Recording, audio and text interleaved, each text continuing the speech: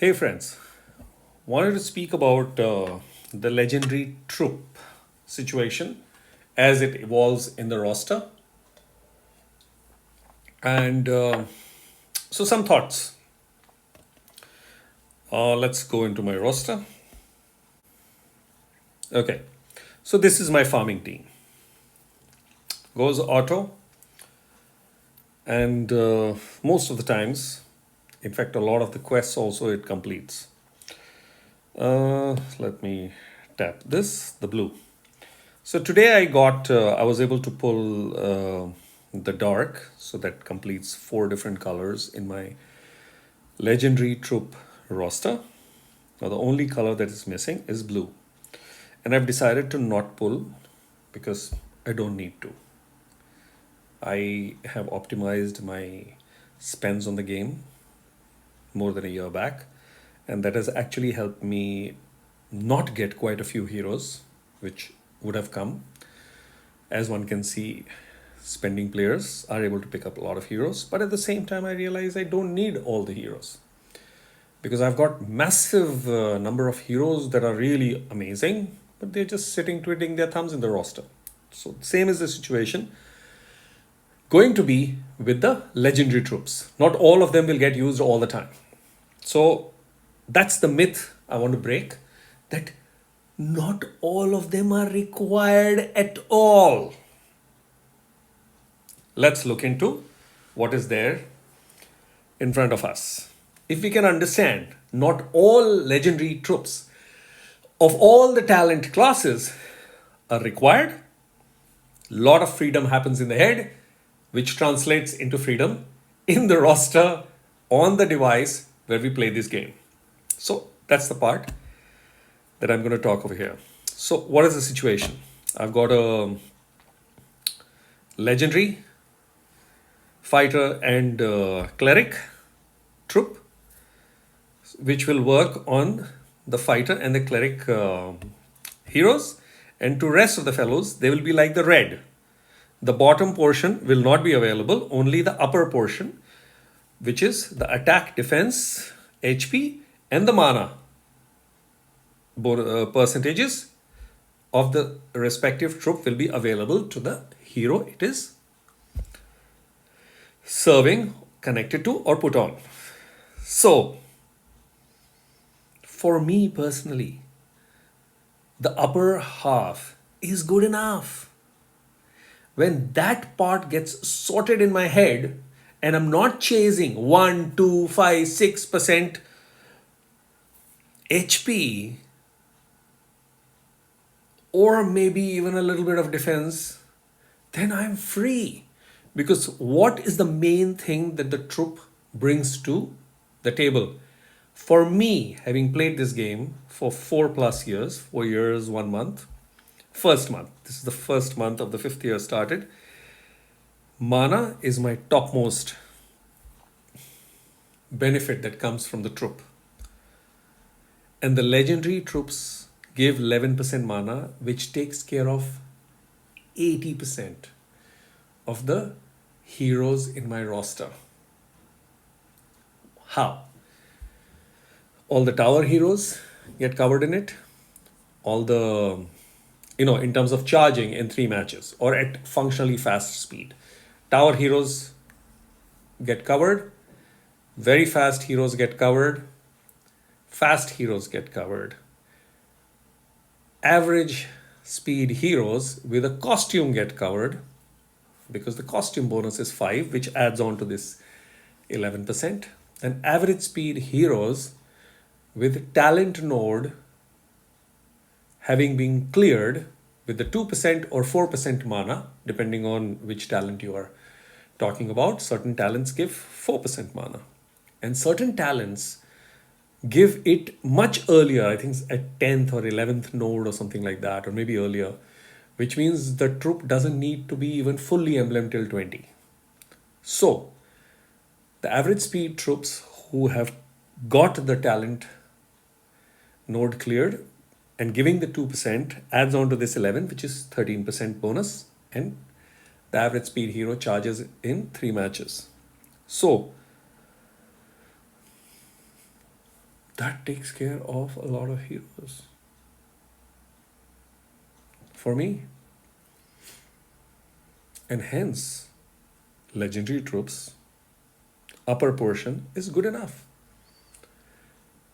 For the heroes that don't have the talent node cleared via emblems or are slower, I have my other troops like the Cyclops, or you can see the blue mana. So they're not, all these troops are not going to be done away, they're going to be part of the roster. But what is important is this whole fixation, mental fixation, that I need to have all my troops at level 30, which means I have to use tons of resources. No, it's not required. Second myth, I need to have legendary troops for all the talent nodes that cover all the talent nodes. Yeah, for the high level players, for the highly competitive players, the players who play with high top level, high ranking, wanting to be ranked very high alliances, that's there.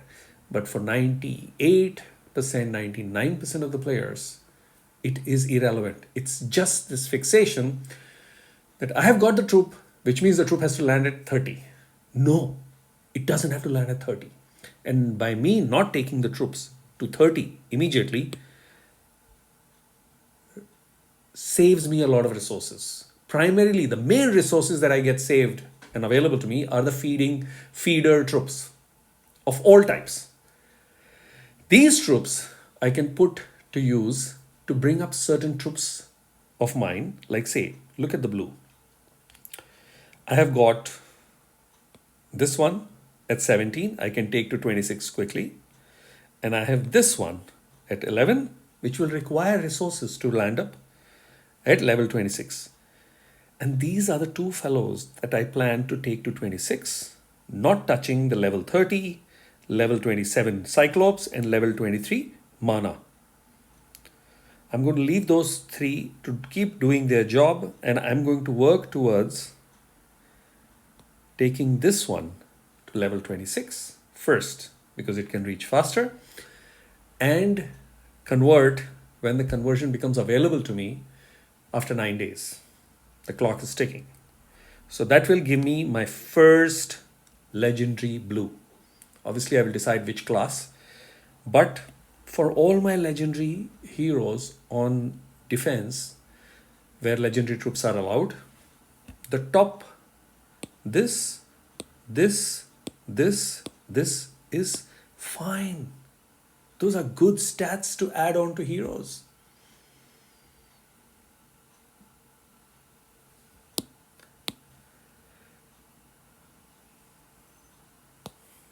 So, the important factor that I want to communicate is identify the color that you need to convert, the class that you need to convert, and don't worry what will happen to your other heroes of that particular color who are of different class. They will have the benefit of the higher one. Bottom is an addition. So this fixation, when I'm free, it sorts out. Now, as you can see, I already did a video explaining why I took the green legendary to level 30. And that's the only troop that has gone to level 30. I used up resources because it is being used as a tank. That color is now being used as a tank.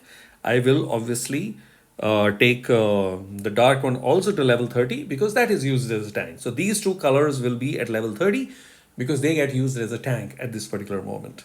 While the resources that I save from not taking the troop from 28 to 30 and 29 to 30, that resource comes in handy to complete other troops. That's the benefit. I would rather have multiple troops at level 29 rather than get delayed by a certain period of time for a troop to reach 29, which is the 11% mana break. So that is one aspect. Second, I also shared what I'm going to do. So the next two troops, that is in 9 days and 28 days after that, which is after 37 days. The second one is going to be again a blue troop. And by the time I would like to believe, I would have taken this guy to 26. So these two fellows will get converted and provide whatever benefit the legendary troops provide. And then I will convert my this. By the time I would have taken this one to level 26 to be able to convert.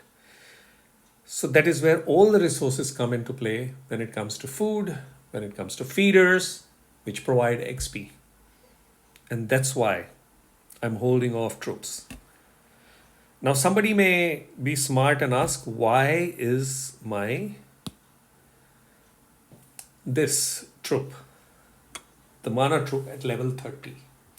If you have been watching my channel and following my videos, this happened about a month or maybe 5 weeks back. That was a misreading of the rule that I need to have level. I could convert the troops on day one. So if I want to convert more troops from epic to legendary, I will require level 30. So I converted. Otherwise, I had maintained for a good period of my playing life in this game my mana troops at level 29 because there is no benefit of level 30. And if I had understood that rule earlier, and I don't go micro understanding the game, it becomes really nerdy and boring, and I'm not a nerd, and I just cannot concentrate at that micro decimal level. So I respect that aspect of mine and don't harrow myself.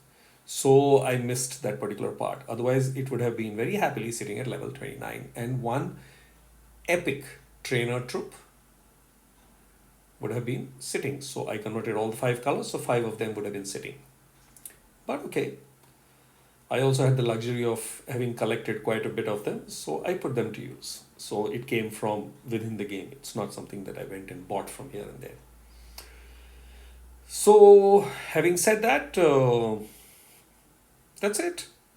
Find a way to save on your resources and take as many epic troops to level 26 while maintaining a good number of them available for your gameplay. Epic troops are not going to go to waste. They are still very much part of the game. And in certain areas where troops, like tournaments, I don't think so legendaries are allowed. So you have to use epic troops. Simple as that. So it is better to have all this understood and used in an optimal manner. So this is the part that I wanted to share in this video, that I'm going to be converting. Then what are the next 2 colors I'm going to be converting? I'm not going to be spending on acquiring more legendary troops because they are just not required. I mean, 2 of a color are more than useful. Then I mean, how much damage can one get, or how much HP can one have? I mean, I've had some people who have pointed out, tried to teach me or coach me or to convince me that the 10% additional HP that comes from taking the troop from level 29 to 30 is amazing and mind-boggling. No, it's 1 slash attack. That's it. So, it may save, but out of 10 times being attacked, if it saves me once, nobody's coming and giving me a gold medal, guys, for that 1 time being saved or 2 times being saved. It's a game. Nobody even knows. The team that I have attacked and lost, or the team that I attacked and won, doesn't even notice that I attacked and won or lost.